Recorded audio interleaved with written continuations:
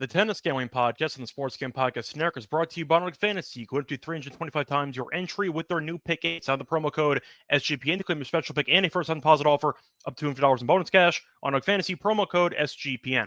We're also brought to you by Rhythm. Get the best data-driven props and picks from Rhythm. Claim your 7-day free trial today by going to sportscampodcast.com/rhythm, sportscampodcast.com/RITHMM. And welcome, everybody, to the Tennis Gambling Podcast here on the Sports Gambling Podcast Network. It is currently Sunday night, roughly 11:30 p.m. Eastern Time on June 23rd. I'm your host, always, Scott Reichel, once again going solo for this pod. Should be a fun episode because it is time to preview the final two events before Wimbledon. We have two grass 250s. We have one in Eastbourne and one in Mallorca. So we're going to preview both tournaments, from an outright perspective before getting into the lock and dog picks at the end of the show. Before we get into that, though, do want to have a brief disclaimer. We have quarter odds for one of these events. We have the quarters for Eastbourne. Do not have in Mallorca, so the Eastbourne breakdown will be a little bit longer than the Mallorca one. Just wanted to get that out in the open before we officially started. Now, before we get into any of the actual previews, do want to briefly recap what happened in Sunday's action. First of all, for the lock and dog picks, overall a decent episode as we ended up losing the lock, but we won the dog. For the lock, we had Musetti over 1.5 breaks at -110. He had a set point in the second set. So if you won the second set, we were actually in decent shape. Unfortunately, though, Musetti did not convert in the breaker, and he eventually lost, so picked up a loss there in the lock section. For the dog, though, never in doubt, had the over 12.5 games in the first set between Hurkacz and Sinner at +125, and you saw a breaker. So no breaks in the entire match, actually. We called that match to a T, and Sinner won. So he also cashed an outright with Sinner to win the event. Not going to victory lap it because he is the number one ranked player in the world, but still add that to our record as we did pick up a plus money winner with Sinner to win the event. Now, for the sake of the matches, nice win for Paul. It's probably the biggest win of his career, winning an ATP 500. So congrats to him as he took care of business against Musetti in straight sets. Should have been easier, but he did get broken serving for the match. Then he had to survive the breaker. So basically the exact same thing that happened in the quarter match happened in the final. So good win there by Paul. For Sinner, he really did not look his best throughout the entire event, but then again, breaking serve was almost impossible with the speed of the grass in Halle. So that being the case, Sinner was just a little bit too solid on big points, won the breaker, and you eventually saw him win a second breaker. So we called the exact script. We said there'd be barely any breaks. There were 0, and we thought Sinner was just a bit too solid in the rally game, and Hurkacz would eventually hit some unforced errors and just be unable to get over the finish line. First set breaker was very close. Second set breaker was not, but either way, no breaks into the entire final, and Sinner won. So nice winner for us, and both for the dog and for the outright, but overall pretty straightforward as the favorites did win in straight set in both matches. Nothing else to actually talk about. For the men's side. For the women's side, shout out to Pegula, who had to finish her match against Goff and then ended up having to play the final right after it. So congrats to her as she ended up winning the title in Berlin. That's a good win there after losing the first set to Kalinskaya. But either way, point is nice win there for the American by Pegula.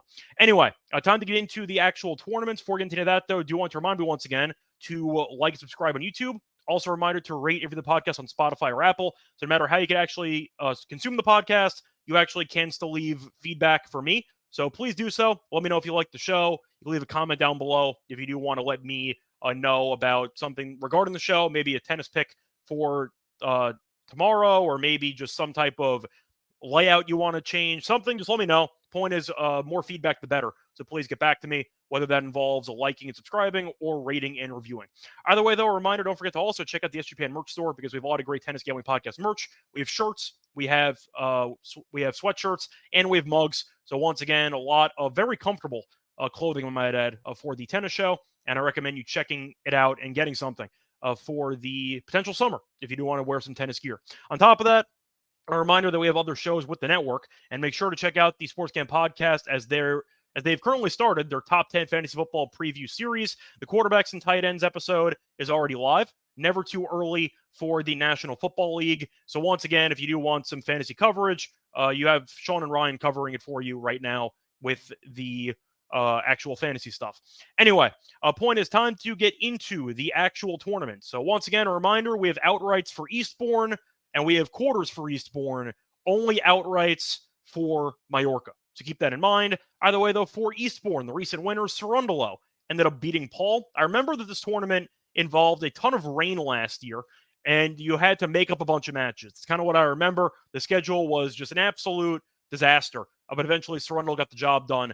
They might have each had to play 2 matches on the final day. It was that bad, but the point is Sarundel did win, and I feel like most people forgot that Sarundel won the tournament. Fritz won against Cressy the year prior. De Minaur ended up beating Sonego. Then they were all for COVID, but you saw Fritz beat Query the year prior. So Fritz, as you can see, is a 2-time winner, and he is here for the event. Besides that, you're looking at the rest of the actual field, and you have a couple of former champions. You have Sarundel, who is in the field, and you have Tommy Paul, who is for now in the field.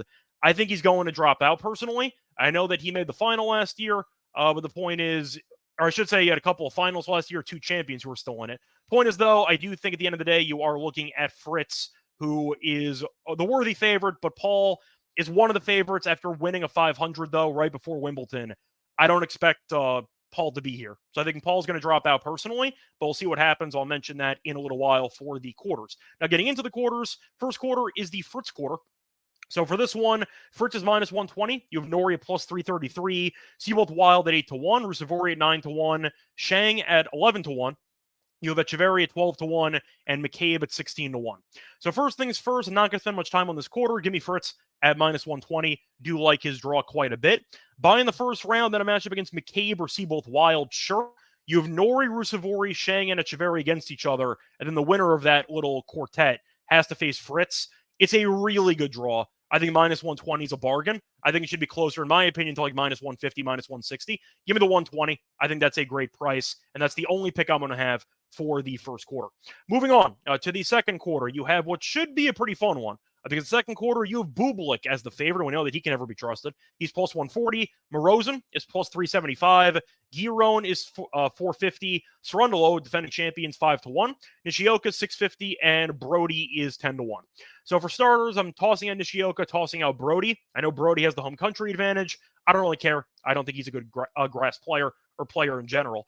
I will mention for Bublik in this one, I think I'm going to pass. Anytime you have a big event on deck, I do question if Bublik's looking ahead. And with Wimbledon up next, if he falls behind, for example, to Morozen in the second round, and you end up seeing him potentially punt the match, I wouldn't be shocked. It would not shock me at all if Bublik reverted back to being a bit of a character in this match, and he ends up losing immediately. So I don't want anything to do with Bublik. I think that 140 is not exactly an appealing price based on what actually is a pretty decent quarter. Now, Morozen's appealing if you do think that Bublik might punt it. So I think Morozen's worth consideration at 375. I think Giron and Sarundel, though, are very tempting. Now, the problem is they're playing against each other in the first round, but I think whoever wins this one will beat either Brody or Nishioka. So with that being the case, I think I actually am going to go with 3 options in this quarter. I think Morozen definitely has some value, just based on the fact that I think Bublik, once again, might end up, I'd say, unintentionally, but intentionally punting over the course of the first match that he plays. If we think that he's gearing up for Wimbledon, we know he made a deep run at Wimbledon last year, and I do think that he can, once again, be looking ahead, and this is kind of an event that he's showing up for, where he maybe is going to try initially, but if things don't go well, then I do question if he's going to be there mentally for the entirety of this match or this overall tournament. I don't see that happening. So with Bublik being a pure fade here, I think Morozen does have an edge with him facing Bublik first. So Bublik can make me eat these words. I'm not going to pretend that he can't completely destroy the outrights here, but I think for the sake of it, the risk is worth it. So I am going to go with Morozen as my first pick in the quarter. For the second quarter, I think my first pick in the second quarter, for my other 2 picks, I think I am going to go with the head-to-head matchup. Give me Giron at 450 and give me Sarundel at 5-1. Giron's in better form than Sarundel, so I prefer him if you had to pick one or the other. But I kind of can't ignore Sarundel at that good of a price as defending champion in a pretty interesting quarter. But I think fading Bublik is probably the way to go. Give Morozen at 375, Giron at 450, and Sarundel at 5-1. And if any of those 3 win, you make profit. That's gonna be how I approach the second quarter. Moving on to the third quarter, you have a pretty open one once again. The third quarter for this one, the favorite is going to be Fekina at 333. So once again, an absolutely open quarter. You have Zhang after the impressive showing we just saw in Halle. He's at plus 375. Kekmanovic is 375. Sonego is 4-1. Sonego, I mentioned before, did make a final here a couple years ago as he ended up losing to de Minaur.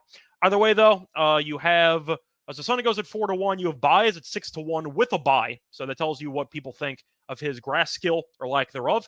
Purcell's at 7-1, and DeGier is at 10-1. Now, Fekina I'm not going to take because I just don't trust him enough, and I think that he's a head case. So I am going to skip Fekina. If he won the quarter, would I be shocked? No. I think that he's talented enough. I think he's one of the most talented players on tour to never win a title, and he just gets in his own way. But facing Sonego in the first round is really not an easy draw for either guy, so I'm going to stay away from both. I think for the sake of this match, or for this quarter, I actually am eyeing the very hard head-to-head matchup between Kecmanovic and Zhang, because I do think either guy can actually have a solid run here, assuming Baez is going to look pretty underwhelming on grass. Now, Zhang made a very good run in Halle. The grass here is going to be a lot slower than the grass in Halle, so I don't think Zhang's going to serve as well as he did. Still a good server nonetheless. However, the odds have kind of flown in favor of Kecmanovic for the first round. Maybe fatigue is going to play a factor, but Kecmanovic has lost a couple of grass matches in excruciating fashion, a bunch of breakers, but I am going to go with the actual line movement here, and I think I am going to risk it. Give me Kecmanovic at 375. I know he's not known for his great, I'd say, grass skills, but recently lost in 3 sets to Griekspoor, had another marathon, had another 2-breaker loss that he had in the last tournament. He's been fine on grass, just has been losing a couple nail biters to good competition. I think Zhang, once again, would be the initial pick, but with the way these odds are moving, I think Zhang might be a sucker play, actually. So I am going to go to Kecmanovic instead at plus 375. And moving on to the fourth quarter, you have what I think is the most open quarter, assuming that Paul does drop out. Paul's plus 105. You have Rinderknech at plus 550. Kaboli at 550. Nishikori, is back at 6-1. You have Fernley at 850 of challenger players, been pretty good recently. Navone at 11-1, and Billy Harris at 12-1. So Harris, I know he took last tournament, made it to the quarters, then he lost. Not taking him again at 12-1. I still don't think he's that good. I just like the overall path. This time, not so much. Paul, I do think is going to drop. He has a bye in the first round, but winning a 500, then having Wimbledon next week, I really just don't see the upside for Paul to stay in this event. So I think he's going to drop out and eventually get replaced with a lucky loser.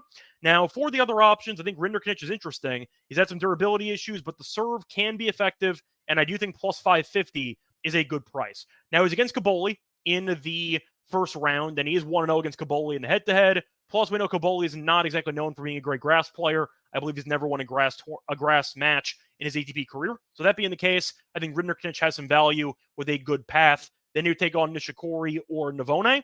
I like Nishikori, by the way, in that matchup, but the problem is I don't know the stamina of Nishikori, and if he's going to be playing back-to-back days or onward, I'm just concerned his overall stamina is not going to be there since he has not played since the French Open, and he actually retired midway through that second round of the French Open. So too many stamina and durability questions for Nishikori. I wanted to take him, but I just couldn't do it. So give me Rinderknech at 550, which I think is a pretty good draw and a pretty good set of odds for a good server on grass. And I am going to go with another long shot who is actually against Harris in the first round. We took a wild card in the last grass match to win a quarter at plus 2,000. He lost in the quarter, so if you actually wanted to hedge it, you could have. We're going to go with Fernley at plus 850. Overall, I like the draw. I mentioned before, if Paul drops out, you have Armageddon in this quarter. And Fernley's gotten a lot of money against Harris. I think he's up to like minus 160, give or take. So money has been moving in favor of Fernley. He's been in great form. I think he's won 7 straight grass matches. He ended up retiring, or he walked over, I guess, in one match. So that was the loss that he had. But he's been in great form. He won a challenger title. He went through qualifying. He's been solid on grass. And of course, he has the home country advantage in Eastbourne. But if Paul's going to drop out, this could be anybody. So that being the case, give me the flyer at plus 950 with a challenger player in currently great form with some home country fan support. So maybe the first round match is going to determine it with Harris, but I think Fernley is in better form. So give me Fernley at plus 850 as my long shot for this one. Moving on to the outright picks, though, for the event. Starting off with the odds for the outright. So you have Fritz as the favorite at 3-1. You have Paul at 4-1. You have Bublik at 6-1. You have Nori at 14-1. Fekina at 14-1. Zhang at 16-1. You have Sonego at 16-1. You have Giron at 18-1. Once again, shop around to find some better lines if you can. Sarundalo is at 18-1. Kabul is at 18-1. Kecmanovic is 20-1. Rinderknech is 22-1. You have Nishikori at 25-1. You have Seabold Wild at 28-1. And so on and so forth. Morozin, by the way, 30-1, if you want to go for a bit of a longer shot. For this tournament, though, I'm going to stick with the usual guys. I am going to go with Fritz. He's a two-time champion. I mentioned before, I think the first quarter is an absolute cakewalk. I think 3-1 is a great price. Then, I mentioned last episode, I am going to take some long shots this week because with Wimbledon around the corner, you might see a couple players retire early or maybe just not show up for the event. So that can result in a weaker field than initially anticipated. I do think based on form, though, last week, even though he ended up losing in Halle, I thought Giron was really good on grass. He beat Rublev. He beat Berrettini. I thought he was in good form. I think plus 2,000 is a good deal. Now, the problem is against Cerundolo, defending champion in the first round. Money has moved in favor of him, so it does bode well for Giron. But I like the overall path. I think he can get it done. And if he does get past a Cerundolo, then he has a Brody or Nishioka, and then maybe Bublik. I think it's a really solid draw for that entire quarter. So I actually am going to go with two players from that quarter. Give me Cerundolo as well at plus 2,200. I know he's not in great form. I know that on grass, he's definitely not as good as he is on clay, but he won the title here last year, and he's plus 2,200. So we're automatically going to lose an outright in the first round. It is what it is, but I do think that quarter is so open that it is worth taking a couple of long shot flyers with. We saw last year, for example, around this time, we saw Eubanks win Mallorca at like 25-1. We had that. But the point is, I do think it's a great time in the calendar right before Grand Slams to take some long shot flyers and to hope something sticks. So give me Cerundolo, who I know can handle the grass courts here. We saw him do it last year, and I do think he's in line for a good showing. The question is, do I also want Morozin at plus 3,000? Initially, I wasn't going to do it. I actually am kind of adjusting on the fly here.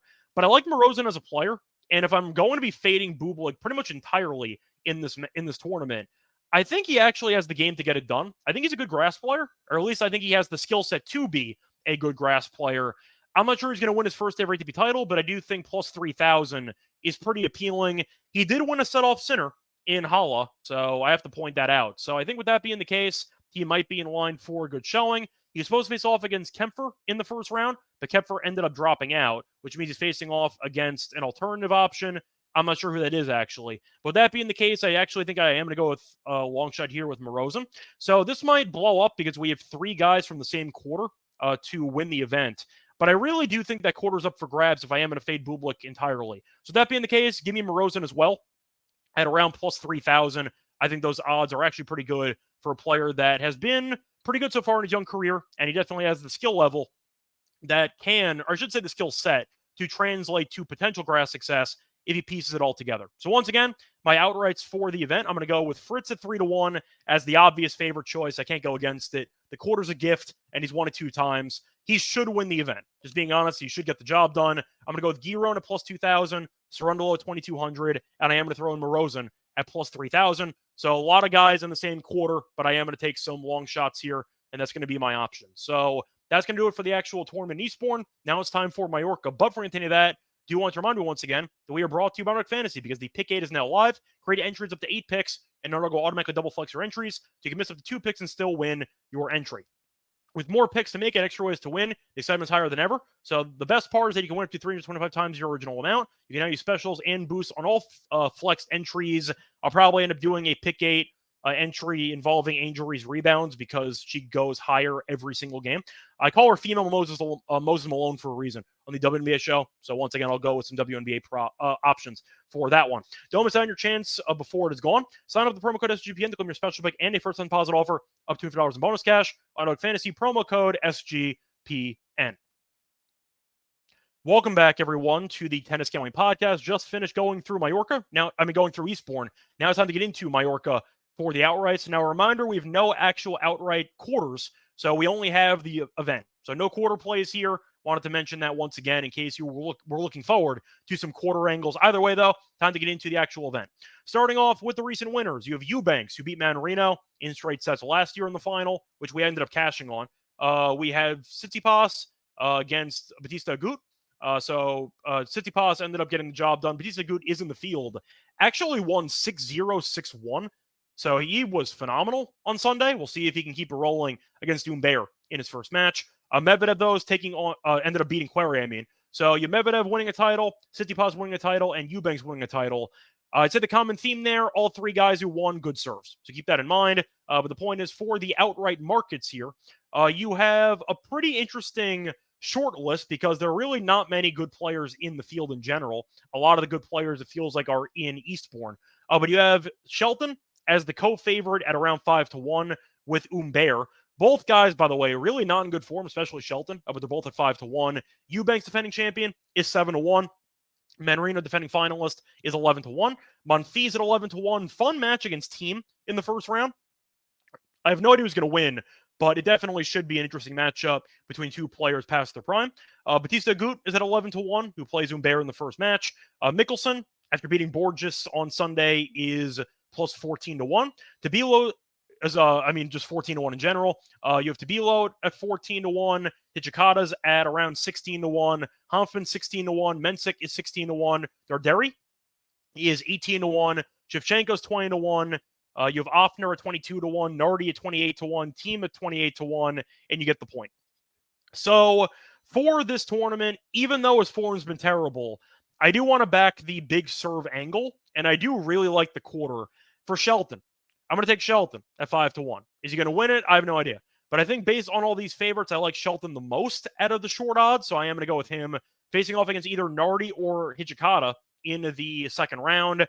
Hijikata might give him some trouble, but I think Shelton will end up beating him. But then you're looking at either Jube, Marter, Walton, or Hanfman. So once again, a really easy quarter for Shelton, with the exception of maybe Hijikata.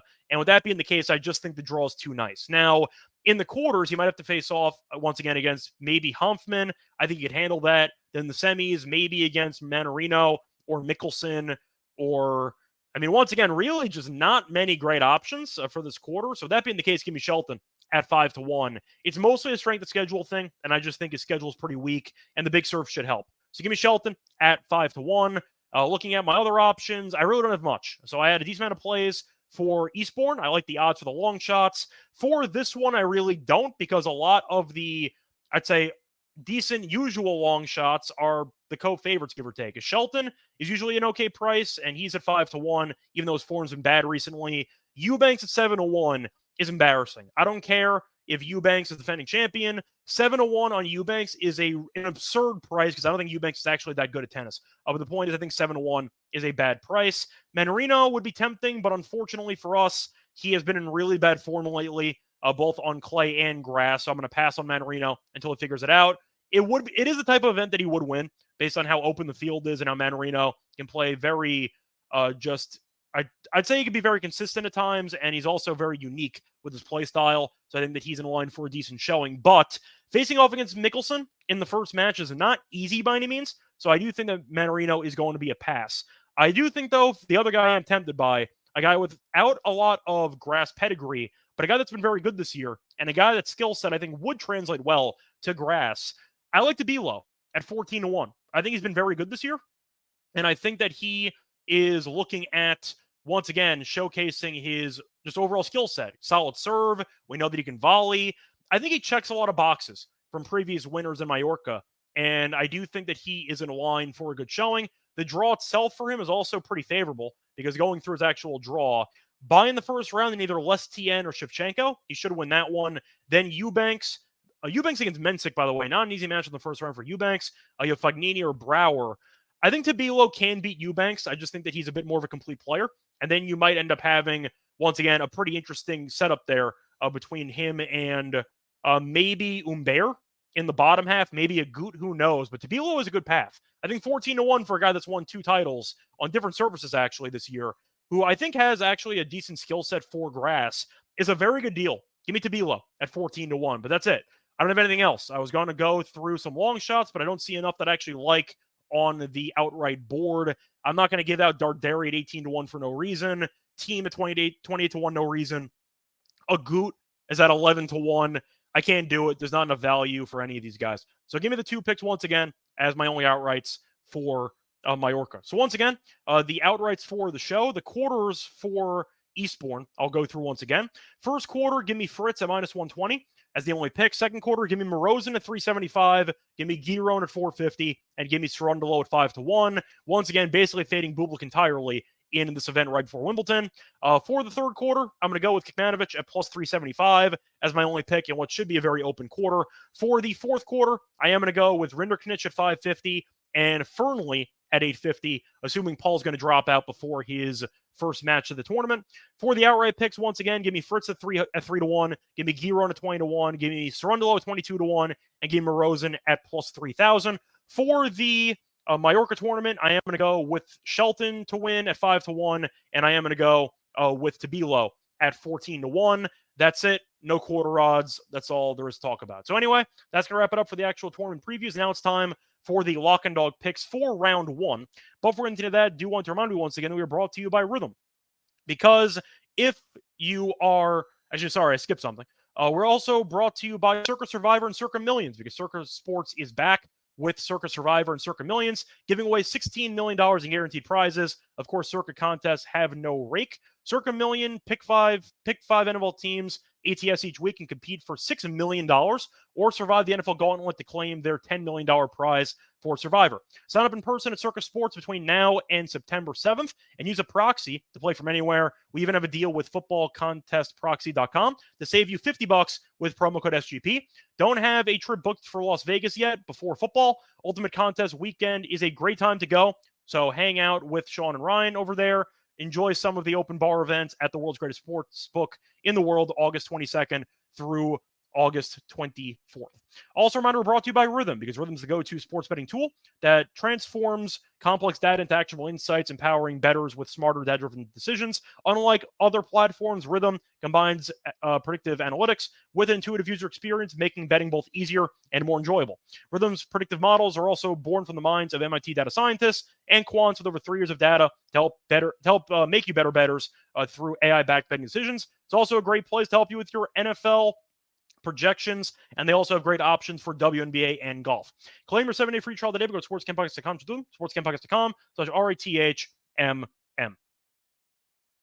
Welcome back, everyone, to the Tennis Gambling Podcast. Just finished previewing Mallorca and Eastbourne. Now it's time for the lock and dog picks for the show. For the lock, I am going to go to a matchup between Hijikata and Nardi in Mallorca. And for this one, I am going to go with the favorite here. Give me Hijikata on the money line at minus 145. Simply put, I think he's an underrated grass player. We saw him go 3 sets against Korda. Saw him beat Tiafoe. I know Tiafoe got injured, but they were in a third set when that happened. Overall, pretty underrated grass players. Won 4 of his last 5 grass matches. And I think that he is the better grass player here. Nardi's still a very young player, and he's really not that good on grass. He's lost 2 of his last 3 ATP grass matches. Coincidentally, the only 3 grass matches of his career on the ATP level. So with the experience edge and the overall grass, I'd say comfortability, I think that Hijikata has value. Plus, Nardi's been in bad form anyway, as he has lost 6 of his last 8 ATP matches. So based on the overall form of both guys and based on Hijikata's, I'd say, comfortability on grass, I think 145 is a good price. Give me Hijikata minus 145 as my lock. For my dog, I am going to go with a prop. I am going to go with Kecmanovic and Zhang. And I'm going to go with the over half a tiebreak at plus 115. For this one, it's mostly based on recent form. Zhang has had at least 1 tiebreaker in 4 of his last 5 matches, and Kecmanovic is in the middle of a wild streak. Kecmanovic has played 5 straight sets ending in breakers. 5 straight sets. So with that being the case, I just see it at least 1 breaker here. Both guys good at serving. I think that you're looking at what should be an up and down matchup, but Zhang's, I'd say, return to serve can be up and down. The serve's been good. Kecmanovic has been serving well as well, but 5 straight sets with breakers is like Isner territory, and I'm not used to seeing that from Kecmanovic. But the point is, so far in the grass season, he's been serving well, returning poorly, and I think that's going to result in at least 1 breaker in this one, and I think the price of plus 115 is a good deal. I found minus 110 on Bet365, plus 115s on DraftKings. I like the deal quite a bit, so I'm going to go with it, saving about 20-something cents shopping around. So once again, my picks for the show, the lock's going to be on Hijikata, money line at minus 145, and the dog's going to be on the over half a breaker in the Kecmanovic and Zhang match at plus 115. That's going to wrap it up for this episode. A reminder, you can find me on Twitter at Reichel Radio, find me on the NBA show, find me on the WNBA show as well, and find me on the MLB show as well. Until next time, though, good luck to all of you and all of your bets. Bye, everyone.